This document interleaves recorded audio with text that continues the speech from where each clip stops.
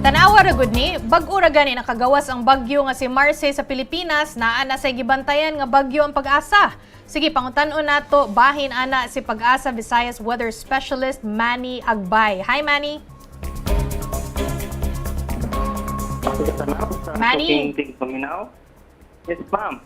Yes, kadungog ka nako, Manny. Yes, ma'am. Okay, unsay update ron aning bagyo nga si Nika? Muna ang pinaka-latest na update para sa Bagyong Sinika, no? Kini si Bagyong Sinika, mas ni-intensify pa kini og nahimo ni kini siya usa ka tropical storm.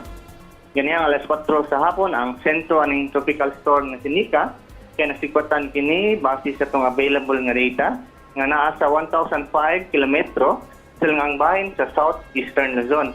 Kining Sinika nagdala sa kusgon sa hangin nga moabot og 65 kilometers per hour dol sa sentro og mga pag-uros nga moabot og 80 kilometers per hour. Kini nagalihok pakasadpan sa kakusgon nga 35 kilometers per hour. Kini Sinika gibanabana kini nga posible maglandfall diri sa may Isabela or Aurora Monday sa hapon. Ug posible nga mugawas ni sa tungpar ika Tuesday sa gabi or Wednesday sa kadlawon.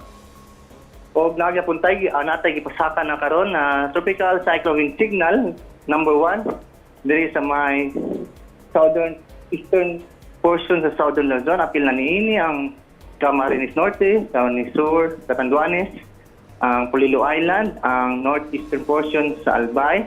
Apil na po ang southeastern portion sa Isabela ug ang northern portion sa Aurora.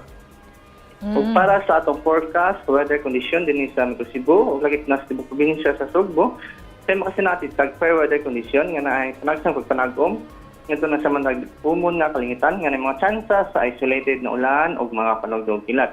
Ug gumikan kini sa mga localized thunderstorms. Ug para sa kahimtang sa hangin ug sa atong kadagatan, hinay ngadto sa kasarangan nga hangin nagagikan sa amihanang silangan ngadto sa amihanan ang mupaslabi dinhi sa Tibok Visayas. Ginambalod sa atong kadagatan malinawan ngadto na sa kasarangan ang pagbalod. Dinhi sa Sugbo atong dagat ni punas yun alas 10:45 sa buntag ug mutawag kini unya alas 3:05 sa kadlawon. Dinhi sa Sugbo atong temperatura magkagikan sa 26 ngadto sa 32 degrees centigrado. Atong sunset karon alas 5:19 sa hapon.